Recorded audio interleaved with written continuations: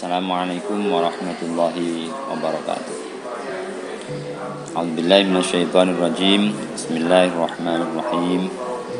Alhamdulillahirabbil alamin. Wassalatu wassalamu ala sayyidina maulana Muhammadin wa ala alihi wa ashabihi ajma'in, amma ba'd.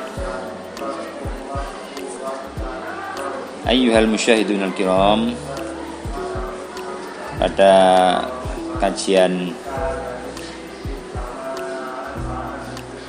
ini kita akan menyampaikan tema tentang kewajiban seorang muslim untuk taat kepada Allah, mengikuti petunjuk-petunjuk Rasulullah SAW. Rasulullah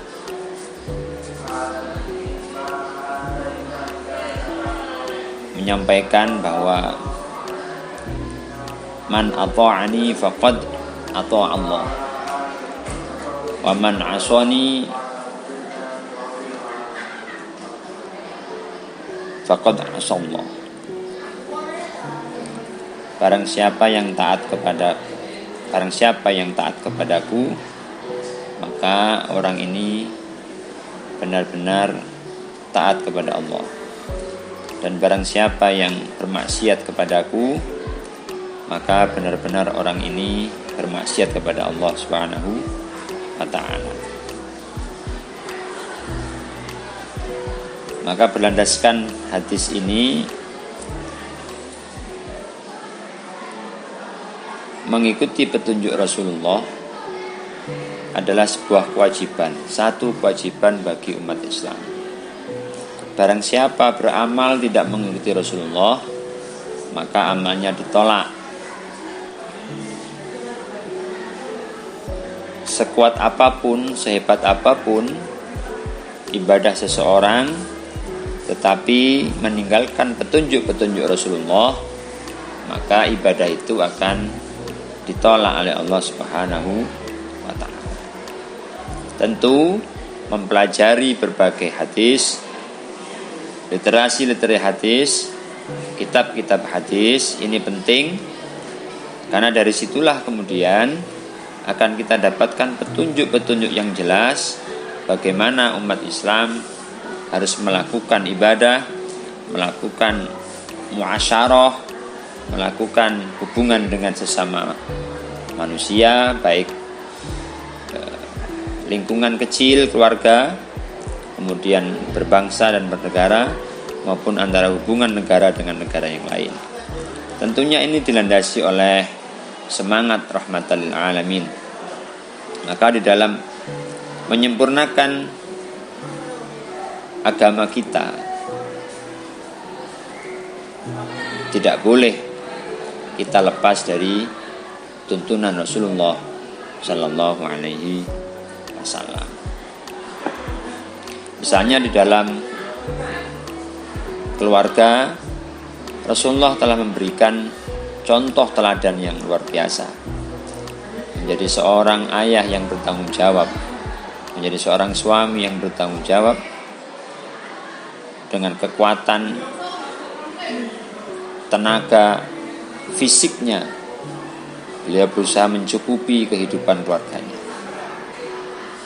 Menjadi teladan bagi suami, bagi istri dan anak-anaknya. Bagaimana hidup yang baik tengah masyarakat, beliau telah berikan contoh yang sangat baik. Di dalam mengatur sebuah wilayah negara, Rasulullah telah menjadikan pribadinya sebagai contoh yang luar biasa. Sebagai pemimpin besar dunia, telah meletakkan dasar-dasar yang kokoh di dalam membangun persatuan wilayah atau negara dalam hubungannya dengan negara dan wilayah yang lain. Di Madinah, Rasulullah menjadi seorang tokoh utama di dalam membangun sebuah peradaban negara, meletakkan dasar-dasar agama sebagai patokan-patokan bermuasyarah antar manusia, antar kelompok-kelompok, antar suku, antar bangsa. Sehingga menjadi kekuatan besar di Madinah itu terbentuklah sebuah negara, Darussalam. Negara yang penuh kedamaian, negara yang tidak ada kecurigaan satu dengan yang lain karena terikat oleh ikatan konon-konon yang jelas, memakai aturan-aturan syariat-syariat agama. Di dalam kancah internasional Rasulullah juga membangun komunikasi yang intens, baik dengan sesama seiman maupun dengan orang-orang yang tidak seiman. Dengan Persia juga terbangun komunikasi yang baik, yang kemudian penyebaran agama Islam bisa berkembang di sana. Itu berkat komunikasi yang baik yang dijalani oleh Rasulullah SAW, sehingga kemudian para sahabat-sahabat penerus beliau ini bisa menyampaikan risalah-risalah Nabi kita ini kepada seluruh umat di dunia, termasuk di Indonesia. Masuknya Islam di Indonesia ini juga berkat bimbingan-bimbingan kuat Rasulullah terhadap sahabat-sahabat, sehingga sahabat-sahabat bisa meneruskan risalah ini sampai ke tanah air kita ini. Maka sekali lagi bahwa untuk menjadi seorang yang sempurna di dalam beragama, di dalam bermasyarakat, tentu harus berpegang teguh kepada ketentuan-ketentuan Rasulullah SAW yang termaktub dalam hadis-hadis beliau, yang bisa kita pelajari dari berbagai macam literasi-literasi kitab-kitab hadis yang telah disusun oleh para ulama-ulama kita. Nah, lebih sempit kita berbicara secara individu. Bagaimana kemudian kita bisa mencontoh perilaku Rasulullah SAW. Maka mau tidak mau mempelajari hadis, membaca literasi hadis, kemudian diskusi tentang hadis, ini penting. Karena dengan wawasan itu kita memahami secara pasti, kita memahami secara benar maksud-maksud, tujuan-tujuan, asbabul wurud yang ada di dalam hadis Rasulullah Sallallahu Alaihi Wasallam. Maka sebagai generasi-generasi muda, calon-calon tokoh-tokoh Muslim ini, tentunya belajar itu menjadi prioritas dalam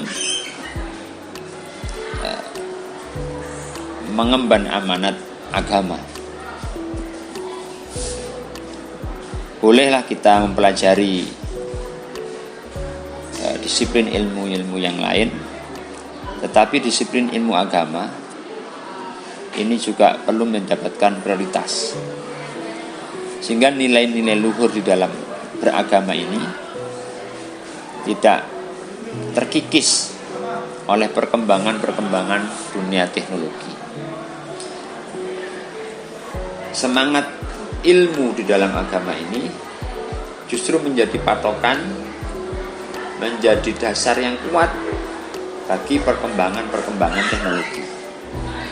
Tidak sebaliknya teknologi mempengaruhi sendi-sendi agama, tetapi sendi-sendi agama menjadi dasar dari perkembangan teknologi dan ilmu pengetahuan yang lain.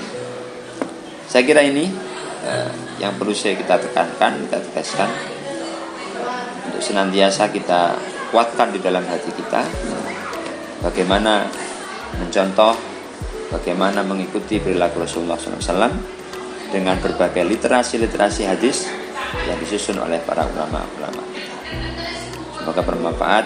Terima kasih. Allahumma fiq ila aqwamit thariq. Assalamualaikum warahmatullahi wabarakatuh.